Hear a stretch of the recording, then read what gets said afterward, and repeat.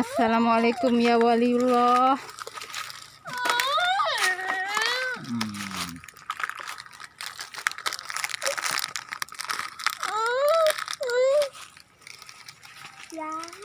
Ya, inilah kunjungan Bapak Sahrin untuk pertama kali ke makam Syekh Maulana Maghribi yang ada di Desa Gelangsar, Lombok, di mana Syekh Maulana Maghribi itu terpecah raga jadi 300 orang, sehingga makamnya ada di mana-mana, di daerah mana saja. Nah, termasuk sekarang di Lombok ini. Bapak Sahrin membawa kayu naga juga untuk menyambung kerahasiaan. Arah dengan lutung bukur. Mana? Bakar temannya. Masya Allah. Oh, berarti ya. Langsung dah naik.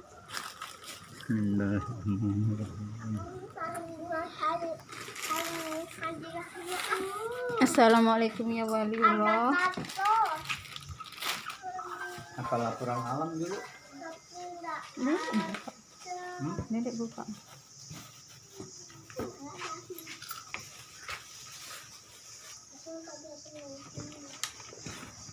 Makan pisang goreng.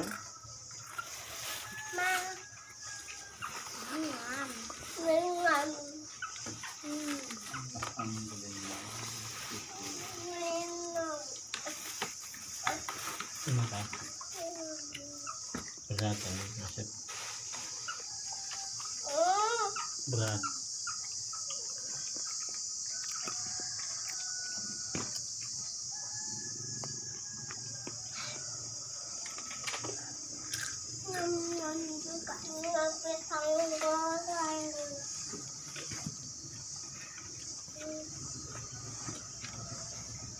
Belum ada komunikasi. Tawaf dulu. Tawaf. Tawaf. Disuruh tawaf. Iya. Allahu Akbar. Allahu Akbar. Allahu Akbar. Allahu Akbar. Allahu Akbar. Allahu Akbar. Allahu Akbar. Allahu Akbar.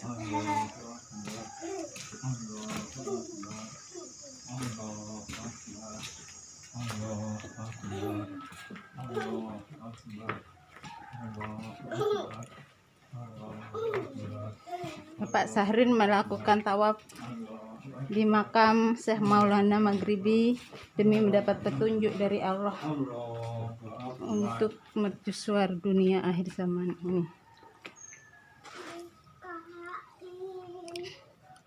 Laporan makam. Boleh. Laporan makam.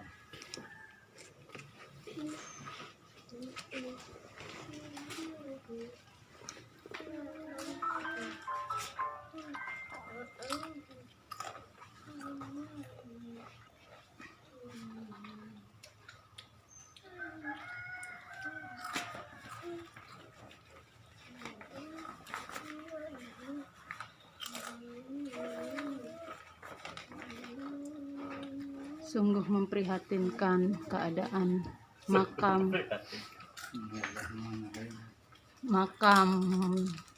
Laporan alam Syekh Maulana Maghribi tak terawat begini. Bagaimana ini Bapak Satria Piningit? yang diangkut. Bagaimana arwah? Panah awas. Bagaimana hasil? Lanjutkan. Laporan alam bulan 9 tahun 2020 tahun kembar. Bapak Sahrin melakukan laporan alam di makam Syekh Maulana Maghribi Bapak Sahrin demi mendapat petunjuk diangkat Allah oleh Allah menjadi yang lebih Presiden tajam lagi Republik tentang Indonesia mercusuar dunia akhir zaman ini. yang kelima, yang ke-8 untuk menjaga keutuhan NKRI dan menjaga keselamatan agama, bangsa dan negara, dan menjaga keselamatan anak-anak Nusantara. amanat dari Sultan Aulia Rizal wal Gaib Malikul Kusno Cakrabuana HMR Soekarno, jangan lagi bicara tentang barang rahasia amanah sejarah Islam berhasil, karena surat tanpa nama akan muncul dan akan dihibahkan kepada seseorang yang akan duduk di kursi Imam Mahdi. Dari seluruh aset yang ada di seluruh dunia akan menjadi atas nama seseorang, dan penghibahan surat-suratnya pun melalui gaib langsung dari Sultan Aulia Rizalul Gaib Syekh Haji Malikul Kusno Cakrabuana Soekarno, disaksikan oleh Nabi Al-Khidir alaihissalam dan 7 para malaikat Allah. Berikut 7 ratu dari kayangan 7 ratu bangsa jin. Cukuplah sudah orang-orang amanatku yang ada di seluruh Indonesia. Jangan mimpi mampu mencairkan aset atas namaku. Presiden Pancasila Pulau Melati Pujaan Bangsa Syahrir mudah-mudahan bisa menjadi Presiden Republik Indonesia. Laporan alam dengan judul Lailatul Qadar. Siapakah Lailatul Qadar tahun 2019 untuk menjadi kewaspadaan ke-8 umat. Pada zaman balas dendam PKI, rumit, sulit, dan sukarnya kebenaran dan keadilan. Karena pada zaman ini politik manusia lebih jahat daripada penjahat. Yang sulit, sukar, dan rumit pada zaman ini adalah 1. Kebenaran, 2. Keadilan, 3. Kejujuran, 4. Kecerdasan, 5. Keimanan, 6. Keyakinan, untung baik. Kalau ke-6 tersebut di atas tidak diwarisi oleh manusia yang beriman pada Allah dan Rasul pada zaman balas dendam PKI ini, berarti akan mendapat untung jahat sepanjang sejarah.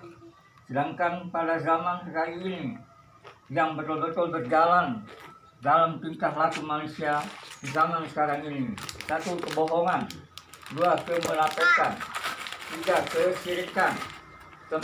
Kemungkiran, 5. Keingkaran, dan kebiadaban.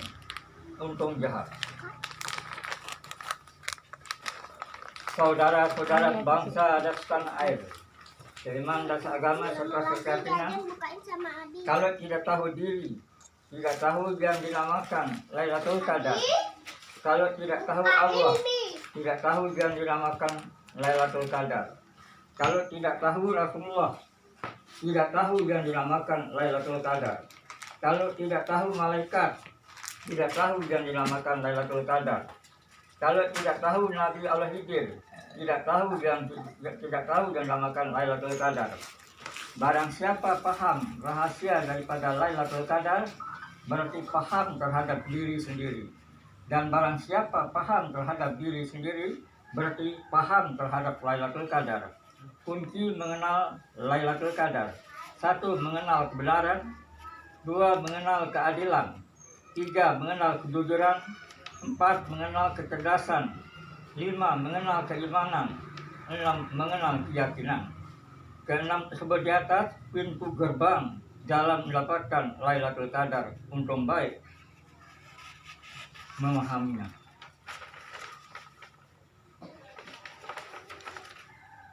Pertanyaan tentang Lailatul Qadar. Lebih dengan menjelang kedatangan bulan suci Ramadan untuk tahun 2011. Pertanyaan tentang Lailatul Qadar: apakah hidup itu Lailatul Qadar? 2. Apakah perbuatan hidup itu Lailatul Qadar? 3. Apakah kebohongan hidup itu Lailatul Qadar? Apakah kepercayaan hidup itu Lailatul Qadar? Apakah kebenaran itu Lailatul Qadar? Apakah kebenaran? keadilan, kejujuran, kecerdasan, keimanan, dan keyakinan yang dinamakan Lailatul Qadar untung baik? Atau apakah kebohongan, kemunafikan, kesyirikan, kemungkiran, keingkaran, kebiadaban yang dinamakan Lailatul Qadar? Apakah untung baik atau untung jahat yang dinamakan Lailatul Qadar? Barang siapa diberi petunjuk oleh Allah, itulah yang mendapatkan Lailatul Qadar. Dan barang siapa disesatkan oleh Allah, tidak ada yang mampu untuk memberi petunjuk, apalagi Lailatul Qadar. Orang yang memiliki kemampuan dengan empat senjata, yaitu senjata satu, iman, Islam, tauhid, dan makrifat. Orang memiliki 4 musuh. Mampu memerangi senjata kedua, yaitu dunia, hawa, nafsu, dan setan. Itulah musuh. Iman perang dengan dunia, kebohongan. Islam perang dengan hawa. Tauhid perang dengan nafsu. Makrifat perang dengan setan dan iblis. Jika betul-betul orang beriman harus mampu berperang melawan musuh yang nampak atau yang tidak nampak. Saudara-saudara bangsa dan setanah air, seiman dan seagama serta sekeyakinan. Masih ada pertanyaan tentang Lailatul Qadar. Apakah Al-Quran itu yang dinamakan Lailatul Qadar? 10. Apakah Al-Hadis itu yang dinamakan Lailatul Qadar? 11. Apakah kegelapan itu yang dinamakan Lailatul Qadar? 12. Apakah Alkitab yang dinamakan Lailatul Qadar? Apakah bumi dan langit beserta dengan isinya yang dinamakan Lailatul Qadar? Apakah surga itu yang dinamakan Lailatul Qadar? 15. Apakah neraka itu yang dinamakan Lailatul Qadar? Apakah pemberian Allah Ta'ala yang dinamakan Lailatul Qadar? Apakah kehidupan atau penghidupan yang dinamakan Lailatul Qadar? Apakah surga itu yang dinamakan Lailatul Qadar? Saudara-saudara sebangsa dan setanah air, seiman dan seagama serta sekeyakinan. Politik kejahatan batin PKI pada zaman Salabah sekarang ini yang dirahasiakan oleh Nabi melalui kambing. Sedangkan Salabah pengembala kambing yang sangat rakus terhadap harta, tahta, dan wanita. Sedangkan yang sangat rakus dalam menghadapi dunia global adalah perilaku manusia biadab yang tidak pandang bulu, kulit, ras, dan agama. Oleh karena itu, orang beriman hati-hati terhadap harta, benda, dan lain sebagainya. Penyusun Syahrin, sebelum menjadi presiden Republik Indonesia, saya Syekh Maghribi, alhamdulillah, saya sangat bersyukur kepada saudara bahwa saudara sudah diutus oleh Soekarno untuk datang ke tempat ini atas redanya Allah. Jika ada kesukaran saudara, berikan informasi secepatnya, baik jarak dekat maupun jarak jauh. Saya ini makam Aulia Maghribi yang ingin disambung kerahasiaannya bahan data. Karena bangsa Indonesia ini baru-baru digoyang oleh virus corona COVID-19. Jadi bangsa Indonesia ini dalam keadaan gelap gulita iman pada hati manusia. Saya informasikan pada Aulia Syekh Maghribi, saya detik ini, hari ini saya datang ke sini diajak oleh keluarga saya sendiri dan mungkin atas perintah Soekarno. Saya beri judul Gelap Gulitanya Iman dalam Hati Manusia. Manusia yang bagaimana yang gelap hatinya dan manusia yang bagaimana yang terang hatinya. pada zaman arus derasnya informasi dan derasnya reformasi, semua manusia yang beriman kepada Allah dan beriman kepada Rasulullah, serta beriman kepada hari kemudian, hari akhirat, diwajibkan untuk menuntut ilmu, baik ilmu dunia maupun ilmu akhirat. Menuntut ilmu itu hukumnya wajib bagi semua umat beriman kepada Allah dan kepada Rasulullah. Arti wajib, kalau kita kerjakan mendapat pahala, kalau kita tinggalkan mendapat dosa. Berbicara soal dosa dapat diibaratkan sebagai debu di atas meja. Semakin dibersihkan, semakin banyak debu yang datang. Itulah perumpamaan dosa yang ada pada diri manusia. Pada zaman sekarang ini, kebenaran dan keadilan sulit sekali untuk didapat karena disebabkan oleh perebutan antara perbuatan yang baik dengan yang buruk, antara untung baik dengan untung jahat.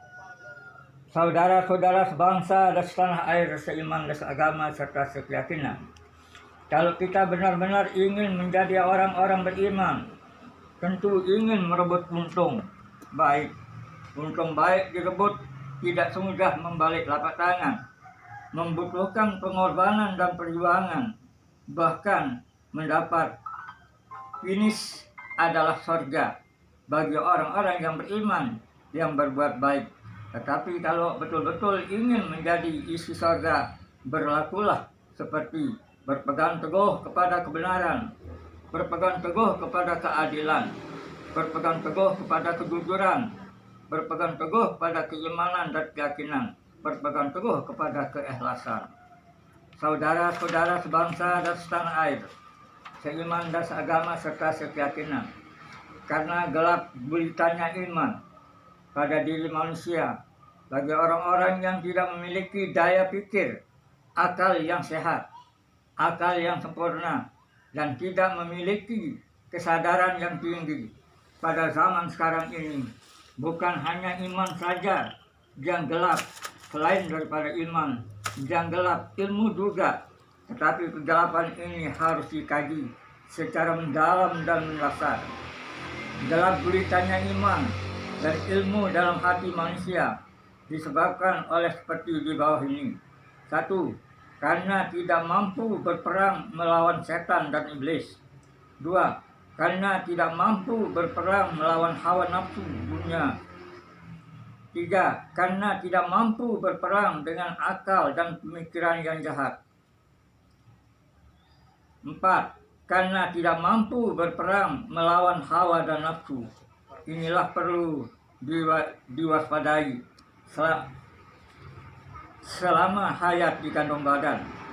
5. Karena sudah mampu untuk membangun diri ke arah ilmu redanya Allah dunia dan akhirat. Jadi manusia yang betul-betul beriman adalah menjadi penghuni surga. Tetapi bagi manusia yang tidak beriman kepada Allah, maka akan menjadi penghuni neraka.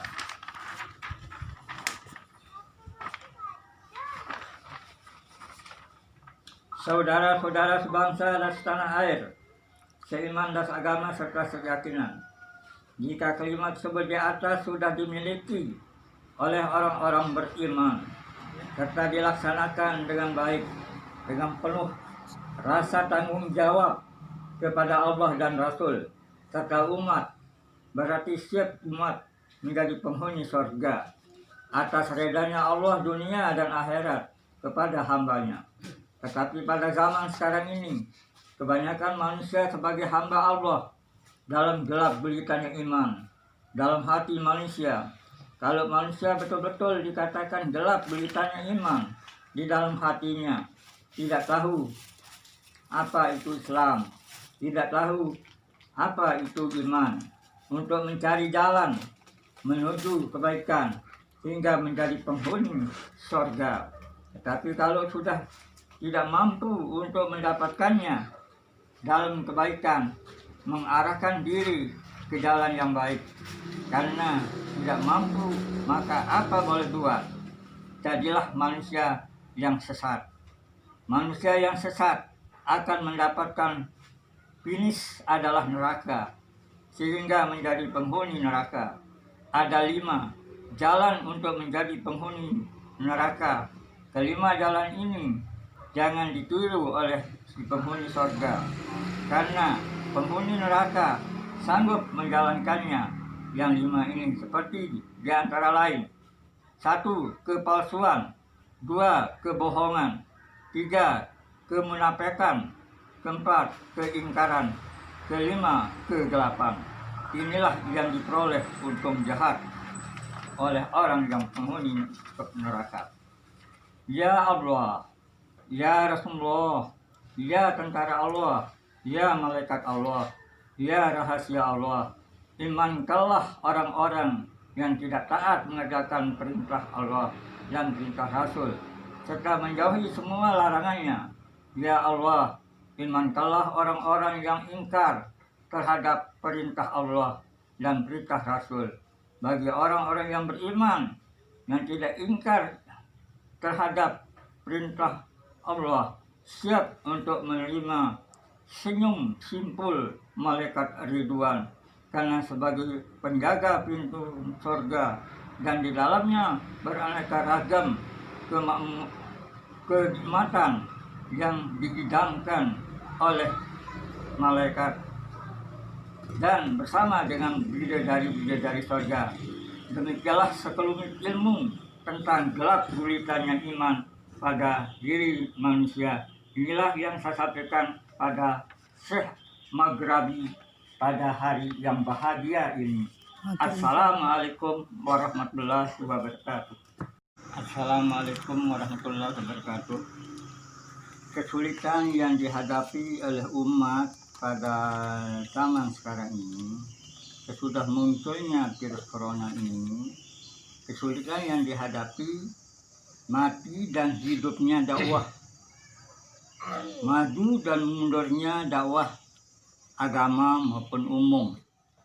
Sekarang mohon bantuan kepada Bapak Syekh Maghribi supaya saya diberikan petunjuk untuk menghidupkan kembali dakwah yang sudah mati ini. Dengan jalan apa saya akan menjalankannya? Karena saya sudah memiliki kelebihan dakwah dan kerugian dakwah. Sekarang saya bahas keuntungan pengajian ceramah dakwah dijalankan atau apabila dakwah dijalankan. 1.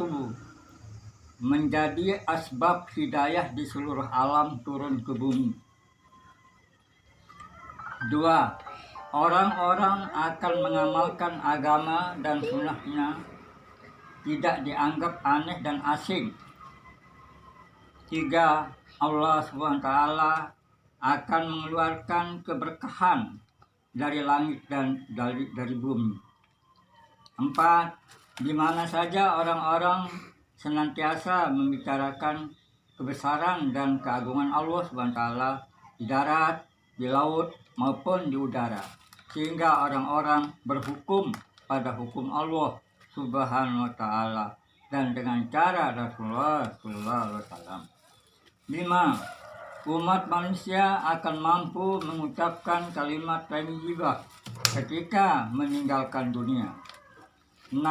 Orang-orang yang akan terbebas dari azab Allah. 7. Orang-orang akan masuk jannah bicara bila berjamaah lebih awal dari umat yang terdahulu. 8. Manusia akan dibangkitkan dengan wajah bercahaya sebagaimana wajah para nabi sallallahu alaihi wasallam. 9. Rasulullah sallallahu alaihi wasallam akan memberi minum dari air telaga Al-Kautsar langsung dengan tangan beliau sendiri. Ke-9 tersebut di atas perlu diketahui oleh semua lapisan masyarakat beriman, mumpung kita sama-sama masih punya iman. Marom 27 Agustus tahun 2018. Menyusun penulis Sultan Alam Akbar Surah Khalifatul Rasul Amirul Mukminin. Sekarang kerugian apabila dengan ceramah dakwah ditinggalkan. Satu, tertangguhnya hidayah Allah yang turun. Dua, orang-orang akan meninggalkan agama sehingga amalan sunnah-sunnah menjadi asing. Tiga, laknat Allah turun sehingga muamalah, musyawarah dan akhlak menjadi rusak. Empat, yang ma'ruf dianggap mungkar dan yang mungkar dianggap ma'ruf. Lima, orang-orang tidak lagi mengenal Allah Subhanahu wa ta'ala dan alam akhirat. Enam, orang-orang yang kuat imannya menjadi lemah dan yang lemah imannya akan menjadi murtad. Tujuh, orang-orang non-muslim enggan memeluk agama Islam. 8. Munculnya nabi-nabi palsu yang banyak sekali pengikutnya sebagaimana para artis, olahragawan, politikus, dan lain-lain sebagainya. 9. Orang-orang kafir atau negara kafir menyerang umat Islam dalam bidang ideologi, ekonomi, sosial, budaya, dan sebagainya. 10. Bahkan 2 terjadi kalau hidayah tertangguh, seperti bencana alam dan bencana kemanusiaan, seperti apa yang terjadi di daerah kita sekarang ini, di gempa bumi dan virus corona. 11. Marilah kita bersama-sama untuk berbuat tobat atas dosa-dosa yang pernah kita lakukan sewaktu masih hidup. Penyusun penulis Sultan Alam Akbar Surah Khalfatur Rasul Amirul Mukminin. Demikianlah aduan pengeluhan saya terhadap Syekh Maghribi tentang hidup atau mati dakwah yang dilaksanakan oleh umat pada akhir zaman sekarang ini. Assalamualaikum warahmatullahi wabarakatuh. Yang lunas pamit lepeling gesida guru tiang leka ule aning balin tiang mesa wah sampun nike intan tiang bau ngiring mudah-mudahan terselamat dalam iman.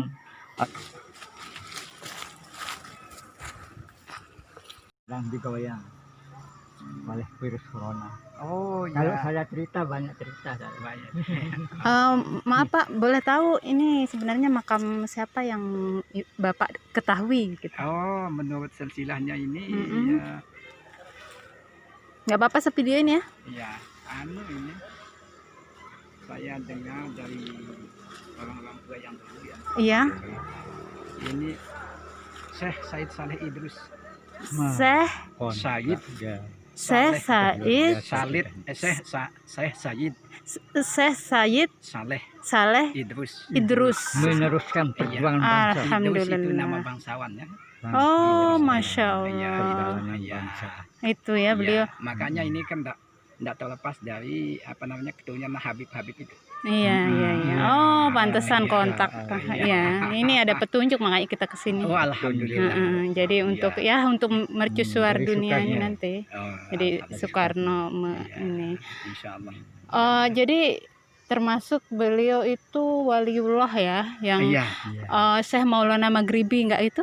Ya. Beliau kan ini. Iya. Karena menurut sejarah kan Syekh Maulana Maghribi itu terpecah 300 raga. Ya. Nah, itu salah satunya ya, alhamdulillah ada di Lombok. Kan beliau ada di Jawa, di ini. Ya, kebetulan suami saya yang tahu kisahnya kemarin yang karena suami saya dari Demak itu 20 tahun di sini melalang buana di Indonesia, di Lombok. Pernah ke sini. Siapa namanya? Itu ada di situ. Anwar Sadat itu beliau. Pokoknya Lombok Jadi, dia punya. Guru saya udah tahu. Dan termasuk bagaimana kisahnya meninggal beliau udah dapat kabar tentang perjalanan beliau waktu. Saya dengar Habib juga sering kesini ya. Habib Nobel ya. Iya. Ya mudah-mudahan nanti ada ridha Allah, Iya. kita bisa perbaiki lah gitu ya. Alhamdulillah. Insya Allah kita perbaiki dengan izin Allah, Iya. kehendak Allah, kun fayakun Allah. Iya.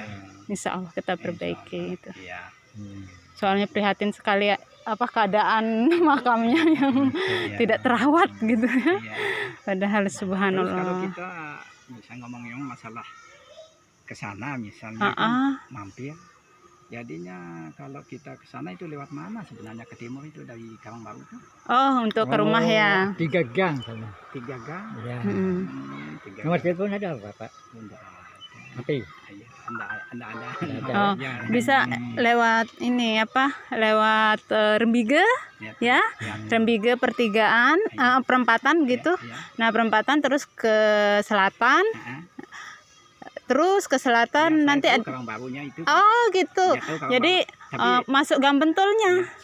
Gang Bentul. Ya. Ada Gang Sebelum Bentul. masjid, Sudah masjid yang di Yang di sebelah. pinggir jalan. Sesudah sudah yang masjid kembar kan. ya. Nah, setelahnya Terus masuk. ada BSK, Bank BSK kan tahu? Ya, ya. Nah, sebelumnya ada gang yang kiri jalan itu. Jalan. Kiri jalan ada tulisan Gang Bentul gitu. Sahrin. Oh, Sahrin. Gang Bentul itu, Pak. Jadi Kalian tinggal di Randok ini. bisa Bisa pergi ke Randok ke Presidensi, ke rumah ini, baru ke rumah. Randok Presidensi ya, Presidensi. gimana? Residen Bayangkara maksudnya. Di Bayangkara. Bayangkara residen maksudnya, residensi. Di rumahnya ini lihat. Nah, bisa bersama anak saya. Iya, ini yang di Marong itu Pentingnya ilmu sekarang. Karena nanti apa yang Dulu datang saya nanti kenal di untuk sana saya. di Marong itu namanya Pak Selamat. Pak Selamat Pak Selamat. Jawa. Iya, yang jadi pegawai apa nama agraria apa pegawai apa? Anu pertanian Iya, sudah meninggal, Pak. sudah meninggal. Kemarin-kemarin ada 1 bulan yang lalu ya, Pak ya? Iya. Rabiah nama istrinya? Ya mungkin itu namanya. Iya, Rabiah. Sudah Orang Jawa kan? Oh iya, putih-putih tinggi ya orangnya. Putih gitu ya. Iya, itu beliau udah meninggal. Kemarin-kemarin berapa? Corona ini saya dapat saya gempa bumi saya rahasianya. Banyak kalau mau tahu lebih. Dekat jarak jauh. Jadi gempa bumi yang lalu silaturahmi. Iya, silakan silaturahim, insya Allah ada hikmah di baliknya. Untuk lebih pencerahannya tentang ini juga. Namanya Pak siapa? Bapak Pak Sahrin. Pak Sarik. ini Adi Hendrawati. Nggih, Pak Sahrin. Tinggalnya di sana juga. Marong. Kalau saya di residen Bayangkara di sini, Lalu saya ajukan Ranjok. tentang Heeh. keterangan Lailatul Qadar. Lailatul Qadar 2020. Sedangkan Lailatul Qadar tahun 2020 merdeka atas agama. Ratusan kapal di atas langit. Pesawat. Pesawat yang turun. Jadi merdeka agama itu. Jadi masih disayang Indonesia. Pak siapa namanya tadi? Muhammad Ashari. Muhammad Asyari ya. Baik Pak, makasih banyak. Mari, Assalamualaikum. Waalaikumsalam. Iya, Insya Allah. pentingnya ilmu. Ini sudah luar biasa ya. Jadi begitu sampai sana saya tawaf tadi. Assalamualaikum.